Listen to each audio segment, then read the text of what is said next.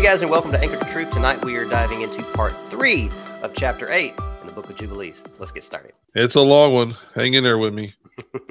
All right, 21, it says, and he knew that a blessed portion and a blessing had come to Shem and his sons unto the generations forever, the whole land of Eden and the whole land of the Red Sea, and the whole land of the east and India, and on the Red Sea and the mountains thereof, and all the land of Bashan, and all the land of Lebanon, and the islands of Kaftor, and all the mountains of Shinar, and Ammana, and the mountains of Ashur, in the north, and all the land of Elam, Ashur, Babel, and Susan, and Maadiah,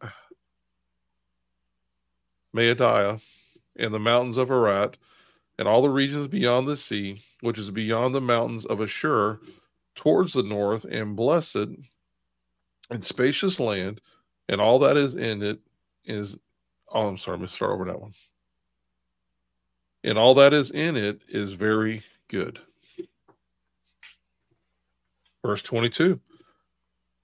And for Ham came forth the second portion beyond the Gihon, towards the south of the right of the garden, and it extended towards the south, and it extended to all the mountains of fire, and it extended towards the west to the sea of Atel, and it extended towards the west till it reaches the sea of Mayuk, that sea into which everything which is not destroyed descendeth. And it goeth forth towards the north to the limits of Gedar, or Gadir, and goeth forth to the coast of the waters of the sea, to the waters of the great sea, till it draweth near to the river of Gihon, and goeth along the river Gihon, till it reacheth the right of the Garden of Eden. And this is the land which came forth for Ham as a portion which he was to occupy forever for himself and his sons unto their generations forever. All right, boys, let's dig into it. So let's go up here to verse 21. It says, the whole land of Eden and the whole land of the Red Sea and the whole land of the east and India and on the Red Sea and the mountains thereof. So again, we're given a geographical location. So we know where India is, right? So we have a general area to look at now for him. And as we continue reading, we're going to see that we're going to continue to get more and more information that tells us which way represents east. So if we're looking at, let's just say, the North Pole, right? That center section of the earth, that center of the earth. If we're looking at that center, well, depending on which way you're facing is going to determine, because you're dead north, right? Depending on which way you're facing now is going to determine what east is, right? Right. So that matters. So all this additional information is going to tell us, okay, so this is going to be to the right. And if this is to the right, that gives us a direction that we're looking, and that tells us what east and west is. Does that make sense? Yep. Pretty cool. And then further down in verse 22, let's see here. Yeah, this was something that I thought was really cool. It says it, Gihon towards the south to the right of the garden, and it extended towards the south, and it extended to all the mountains of fire. These people believe that the Garden of Eden is in the land which we now call the Philippines. That's right. So this right here is saying beyond the Gihon towards the south to the right of the garden, and it extendeth toward the south, and it extended to all the mountains of fire. Well, what is the mountains of fire? The Ring of Fire.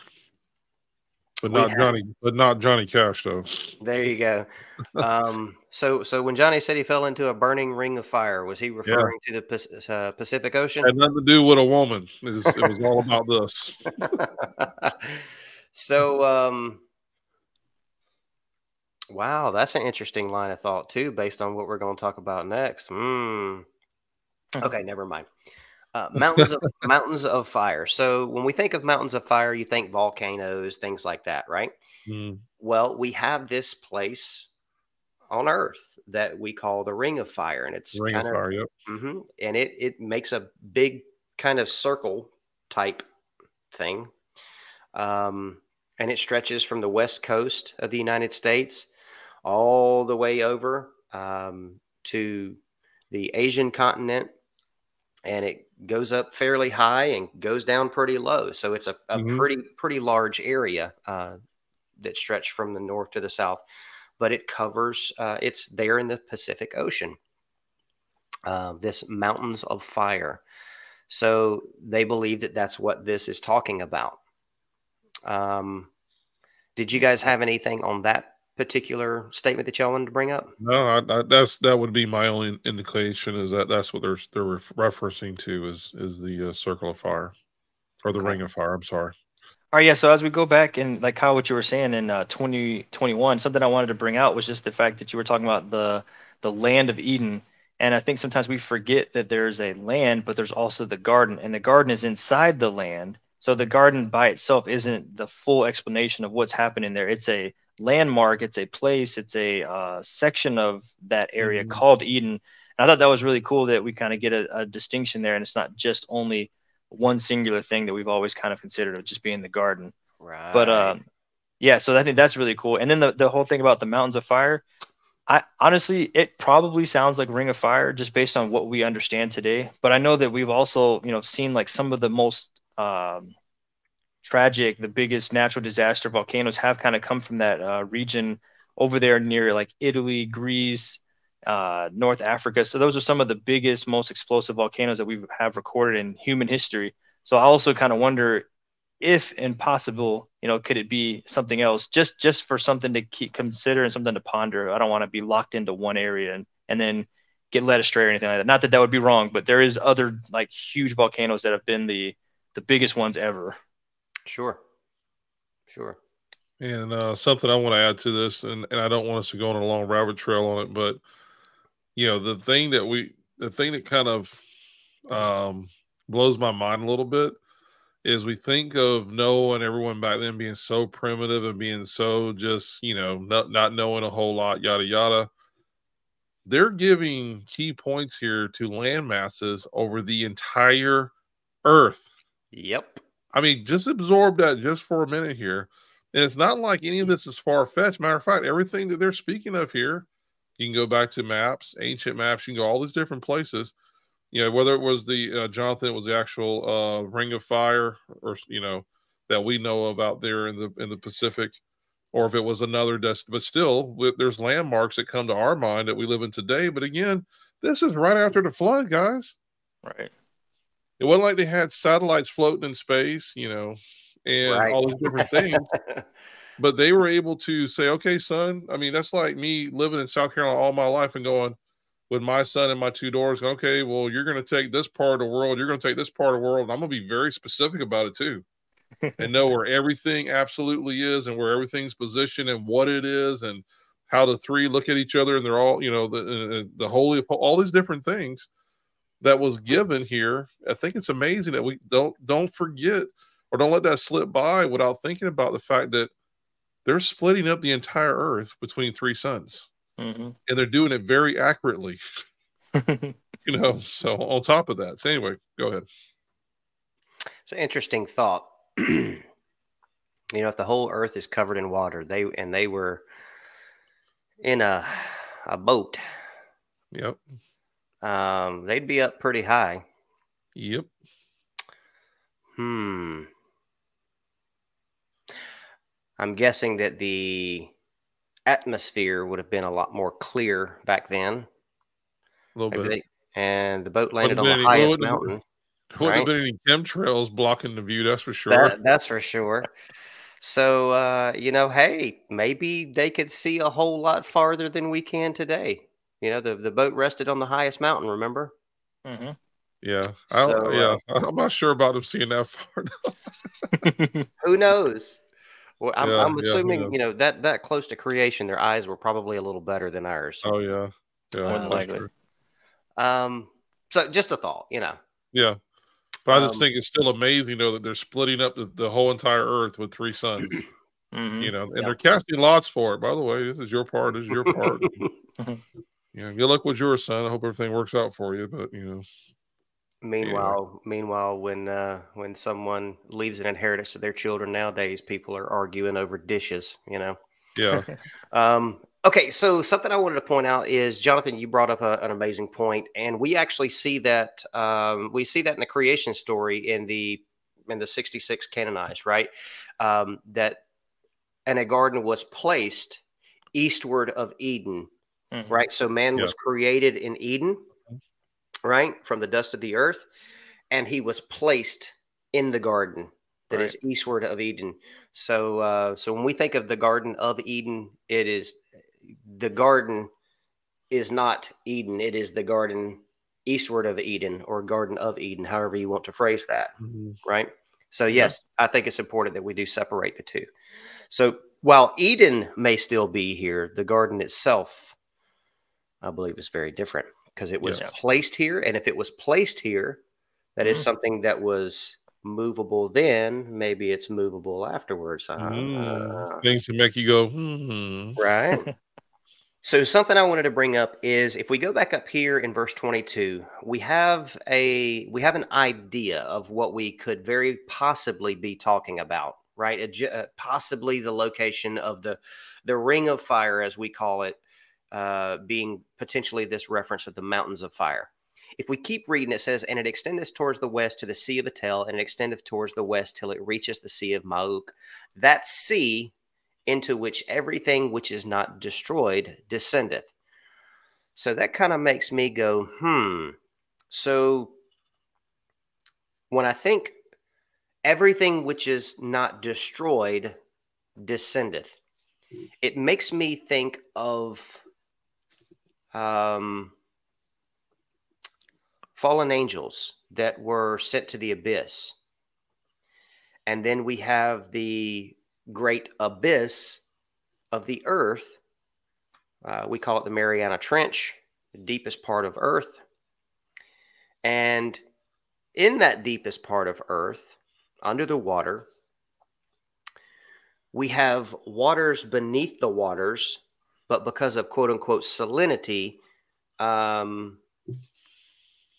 the rover submarine type things, not man powered, right? They're robots, can't penetrate this other water because of salinity. We've brought that up in previous studies, right? Yep. So it makes me wonder, is this talking about that sea into which everything which is not destroyed descendeth? Could that also be talking about the Mariana Trench, or what we call the abyss? Is that the location? And if so, that also makes sense, because that also is in the Pacific Ocean, as is the mountains of fire or ring of fire that we're talking about. So it seems to me as if we are kind of honing in on a very specific geographical location, if that be true. What do you guys say? Yeah, I think it's very plausible. Hey guys, if you're enjoying the content so far and you'd like to continue studying along with us, be sure to subscribe and hit that notification bell.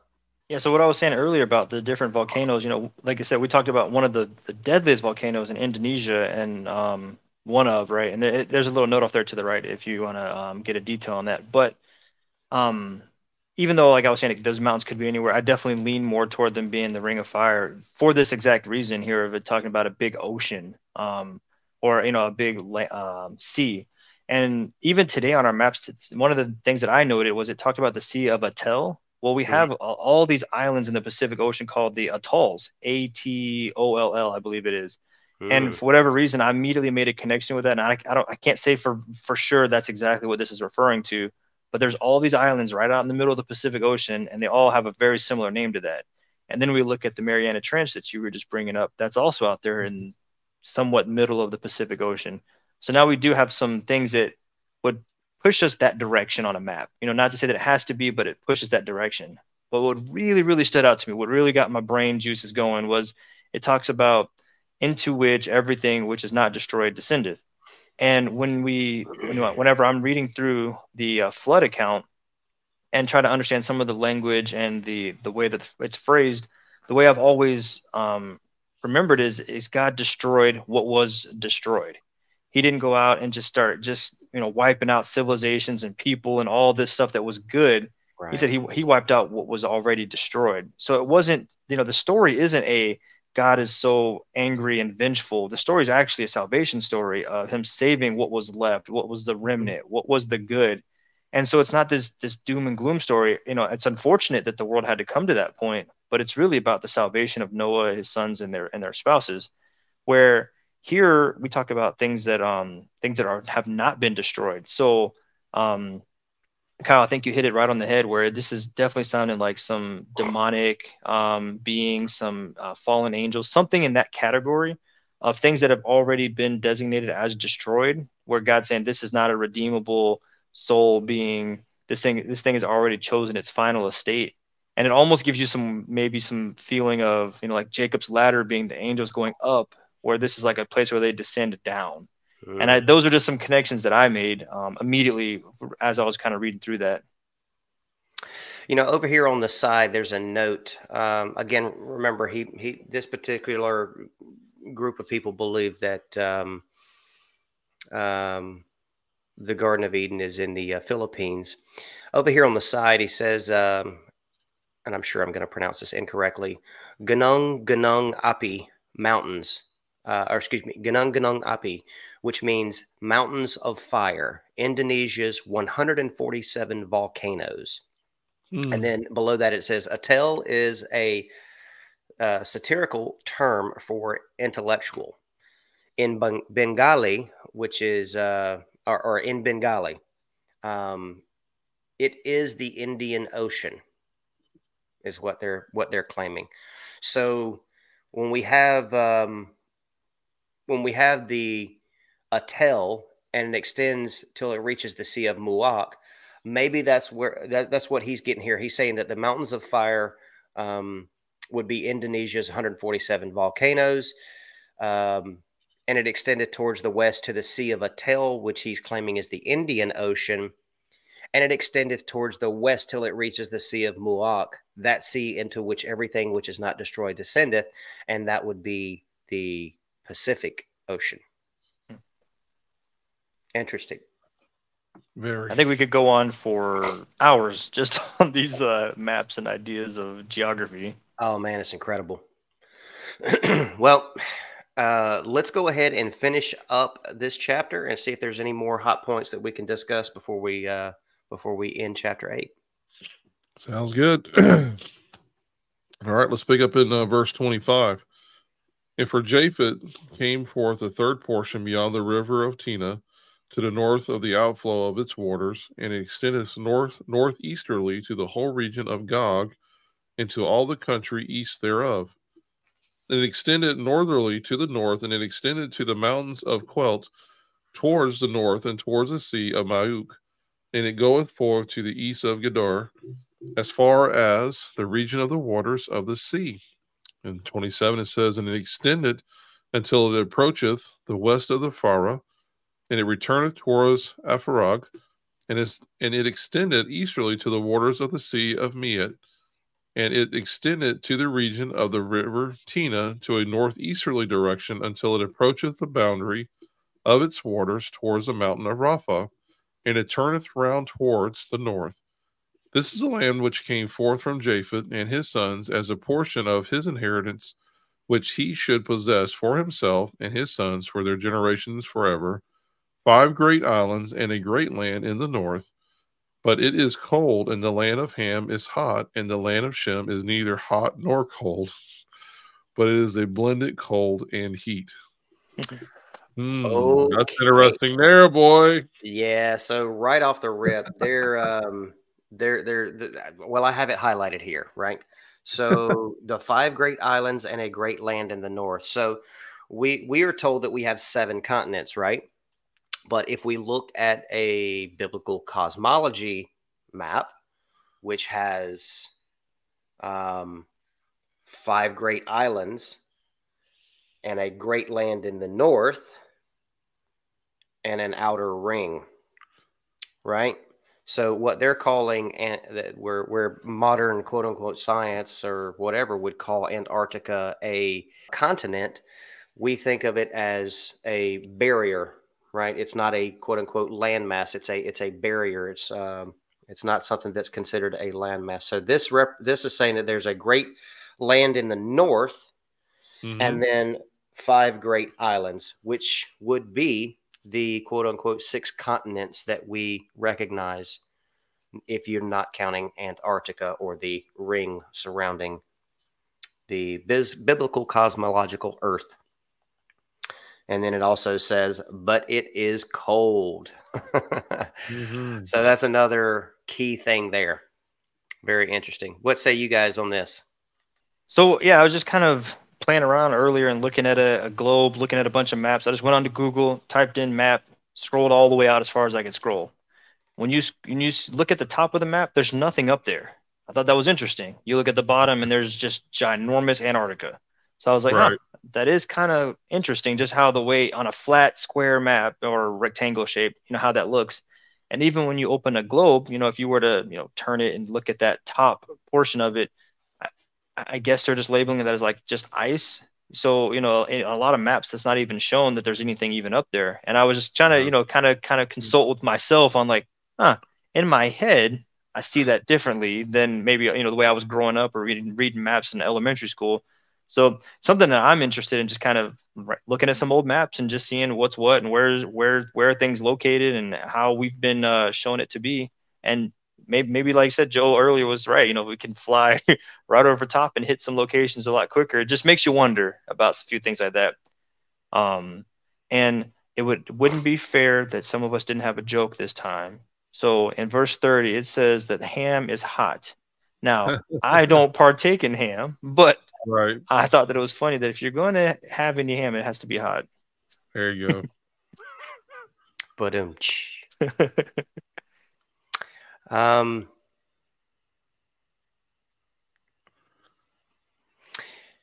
so Ham's area is hot. Japheth's land is cold. And Shem's land is neither hot nor cold, but is blended of cold and heat. Very interesting. Yep. So paradise included in that. So do you think that's why Shem's land was more blessed, or it was kind of shown that like he got the better of the lots? Almost in a way, the way I'm thinking of it, we were looking at the rings earlier, how you were showing that top-down view of the tabernacle, if it was, dome, circle type shaped. And if you look at cold, that'd be like that inner ring. You look at the neither hot nor cold would be like the middle ring, and then the hot would be like the bottom, And I was just kind of wondering, like, is that how it spread it out? And because for it to be hot, it would have to be hot all the way around. It didn't have part of it was warm, part of it was cold. So just kind of made me wonder how that land would have been spread out in an even band or an even, measurable kind of direction where all of this is hot, all of this is cold. We don't really have a lot of places on the map that are like that. So it was just interesting the way that it was split out that way. Interesting.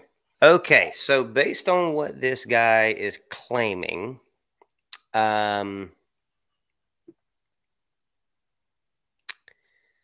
everything in the blue for the North American continent is supposedly part of Japheth's territory, and everything in the yellow down here is part of Ham's territory. And of course, he's saying no one can legally unite that which Noah divided. Now, he's actually claiming that the Muak Sea is the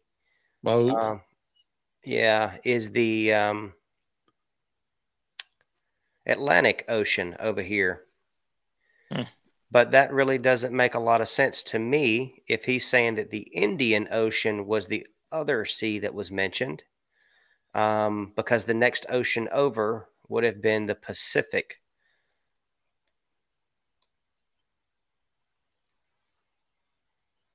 Oh, poor Hawaii belongs to Ham's descendants.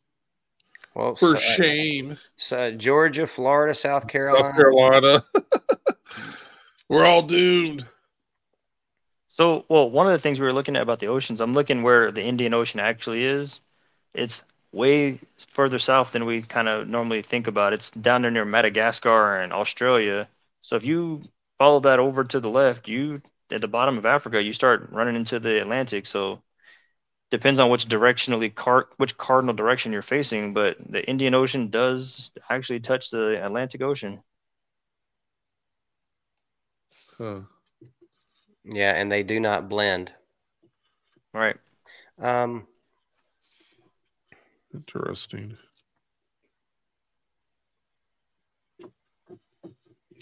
I find it interesting that this is where he has the division going. I think really the only thing I can think of, I don't see any so far any indicators. I think it's just because it's hotter on the bottom half, and Yeah. that's a pretty not strong point for splitting it down the middle like that. And I I don't think we agree. even have any definitions of where the North American stuff is at. So maybe it's just his idea, his conceptual map. Correct. Yeah. I mean, and he's given this idea of hot and cold or whatever. And I do agree. Yes. You know, man shouldn't be trying to divide that which was already divided. You know, legally by Noah. However, we see no other nations that are divided the way that this one is. That just doesn't make sense. We have very specific land markers to divide these territories from one another. Whereas over here, he's just saying, well, it's colder up here in these states and it's warmer in these, so we're going to divide it right there. Well, not to That mention doesn't the make bottom sense. of Chile and Argentina, way down there, it's cold down there too, because Yeah, you're getting out. exactly. That's super cold down there, right? That's way cold. That's getting pretty close to Antarctica. Right. So yeah, that's just not making a whole lot of sense. Well, with Shim's, I guess the way he divided it there, Shim's does fall into different parallels there. So he would be all the way up top being cold, then warm somewhere, you know, towards the middle, then cold, and then, you know, or I would say a blend. But I don't know. Yeah, and I would go as far as saying also that probably at the time that all this was divided, it probably didn't look like what it looks like right now. So, hey guys, I did want to just show you this right here. If you scroll back up, I believe from page 82 to like 94 or something like that, there is maps, you know, full color maps and that sort of stuff based on where they believe the division of territories are. And if you're in the United States, you're probably wondering about what they believe is the division or what territory North America and South America and all that kind of stuff falls under. Supposedly, based off of what they're claiming here, part of North America falls under Japheth's territory and part falls under Ham's territory. While I'm not on board with how they came to their conclusion on that, I don't know. I can tell you this. I can tell you that, you know, all this area that Shem has here, there is some really, really, really cold places up here. Number one, I know Japan has a much colder winter than Georgia, South Carolina, and Florida does. That's for sure. But also above this green line here that there are above this line that they're showing here, the separation. So I guess the point that I'm making is and some of those areas can get far hotter, right? Some of those Asian nations can get extremely hot, sweltering. So the fact that they're using just the temperature to gauge this line here, that's the only argument that I've seen so far, doesn't make a whole lot of sense to me for there to be a division right here in the United States. So I'm not really on board with that. Do your own research. But again, that's on page 88. But guys, we thank you for joining us, and we will see you next time for chapter 9 in the book of Jubilees. God bless. Shalom.